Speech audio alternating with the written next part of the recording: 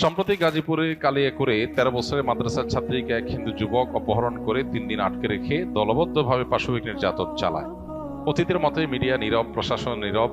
যদি অতীতে দেখেছি এই ধরনের ঘটনা সর্বোচ্চ আসামির গ্রেপ্তার ব্যতীত উপযুক্ত শাস্তি পর্যন্ত পৌঁছায় না। এমত অবস্থায় সঠিক আইনের প্রয়োগ না থাকায় জনগণ নিজেই শাস্তি প্রদান করলে ইসলাম সমর্থনযোগ্য হবে কিনা, খুবই দরকারি প্রশ্ন। দেখুন, গাজীপুরের ঘটনাটা নিয়ে আমাদের সবারই কমবেশ মুখ খোলা দরকার, আমাদের সবারই এই ব্যাপারে কথা বলা দরকার। এই ঘটনা আমি যতটুকু শুনেছি যে 2 মাস আগে ঘটেছে, অথচ 2 মাস পর্যন্ত এই ঘটনা দামাচাপা দেওয়া হয়েছে। এখন সেই ঘটনা প্রকাশ হচ্ছে, 2 মাস পরে প্রকাশ হচ্ছে। 2 মাস ধরে দামাচাপা দেওয়া হয়েছে কেন, সেটা একটা বড় প্রশ্নের জায়গা।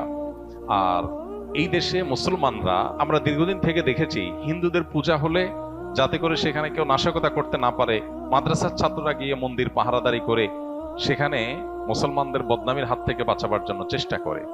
সেখানে সংখ্যালঘু যারা সংখ্যায় কম, তারা যদি সংখ্যাগরিষ্ঠদের উপর এই ধরনের নির্যাতন চালায় বা তাদের ব্যাপারে এরকম দুঃসাহসিকতার পথ দেখায়, তাহলে সন্দেহাতীতভাবে এর ফলে সমাজ অস্থিতিশীলতার দিকে যাবে। আমাদের দেশে আইন বা আইনের শাসন, এগুলো যেহেতু জাস্ট মুখরোচক গল্পের মতো, এগুলোর কোনো বাস্তবায়ন আমরা দেখতে পাই না।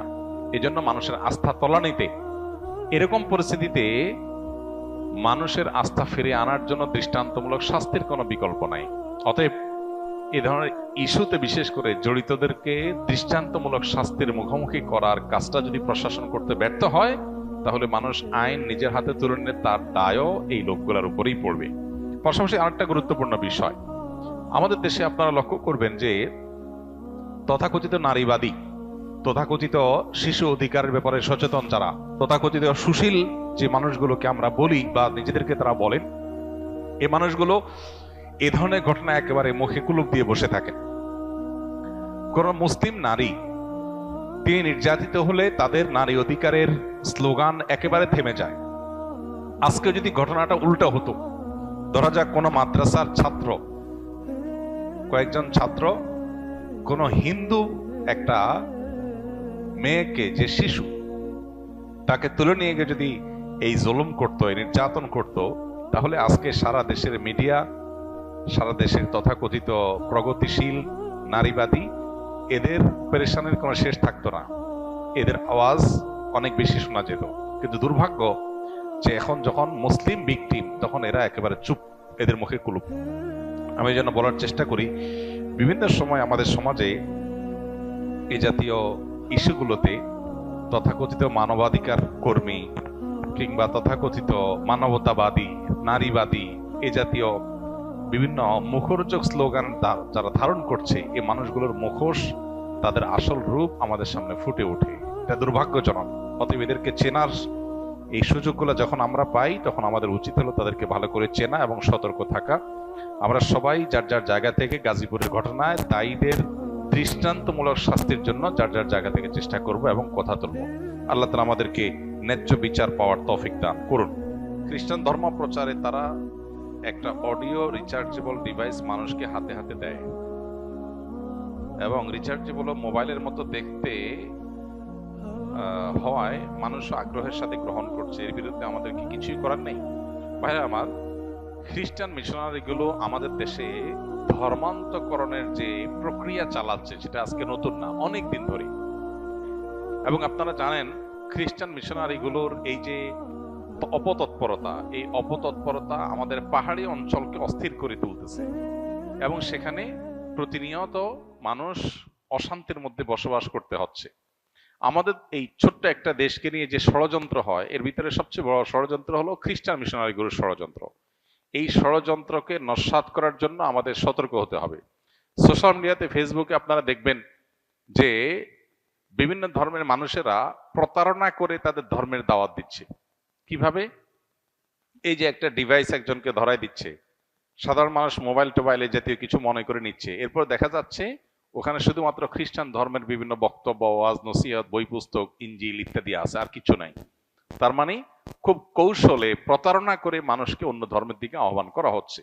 আবার দেশের অনেক জায়গাতে আমরা দেখেছি যে মানুষকে খ্রিস্টান ধর্মের দাওয়াত দেওয়ার নাম করে আপনার বিভিন্ন প্রলোভন দেয়া হচ্ছে, তাদেরকে বিভিন্ন সুযোগ সুবিধা দেওয়া হচ্ছে। এটা ওপেন সিক্রেট, উত্তরবঙ্গে প্রত্যেকটা জেলায় খ্রিস্টান মিশনারিগুলো এভাবে কাজ করছে।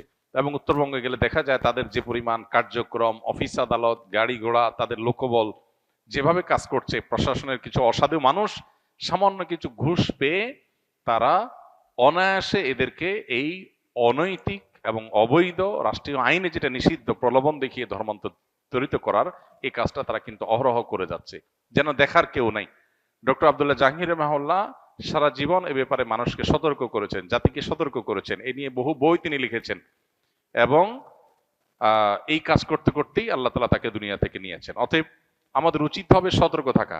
রাজধানী ঢাকার বেশ কয়েকটা গুরুত্বপূর্ণ জায়গা আছে, যে জায়গাগুলোতে খ্রিস্টান মিশনারিরা এবং কাদিয়ানিরা যে সমস্ত মানুষকে ধর্মান্তরিত করে তাদেরকে এনে এই সমস্ত জায়গায় রাখা হয় এবং তাদেরকে এস্টাবলিশড করা হয়।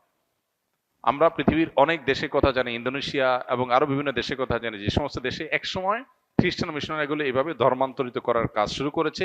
একটা পর্যায়ে তারা দাঙ্গা বাঁধিয়ে সেখানে দেশের স্বাধীনতা সার্বভৌমত্ব নষ্ট করেছে। অতএব আমাদের দেশকে রক্ষা করার প্রয়োজনে ভিনদেশীদের এই সমস্ত অপতৎপরতা, এই সমস্ত শয়তানি এবং তাদের এই যে প্রলোভন দেখিয়ে মুসলমান গরিবদেরকে খ্রিস্টান বানানোর যে মিশন আছে, এগুলো আমাদেরকে থামাতে হবে। আপনারা সোশ্যাল মিডিয়াতে অনেক পেজ দেখবেন, এই পেজগুলোতে ছল ছাত্রের আশ্রয় নেওয়া হয়। তুমি খ্রিস্টান, সুস্পষ্ট করে বলো আমি খ্রিস্টান ধর্মের দাওয়াত দিচ্ছি, সেটা না করে তুমি বলতেছো আমি ঈসাই ধর্মের দাওয়াত দিচ্ছি। ঈসাই মুসলিম নাম পরিচয় দেয় কি? ঈসাই মুসলিম, তার মানে আমি এক প্রকারের মুসলমান। এটা হলো এক প্রকারের প্রতারণা।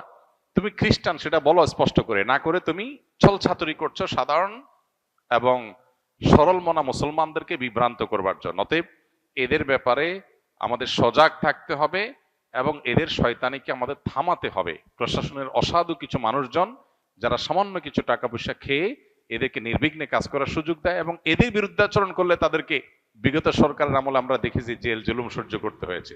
আমাদের অনেক ওলামা একরামকে জেলে যেতে হয়েছে এদের বিরুদ্ধে কাজ করার কারণে। অতএব খ্রিস্টান মিশনারিদের অপতৎপরতা থামানোর জন্য আমাদেরকে কাজ করতে হবে, কথা বলতে হবে এবং প্রশাসন সংশ্লিষ্ট ভাইদেরকে বলবো আল্লাহকে ভয় করুন।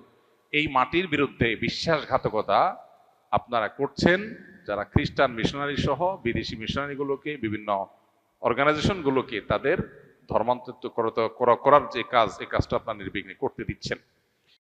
আস সুন্নাহ ফাউন্ডেশন, উম্মার স্বার্থে সুন্নাহর সাথে।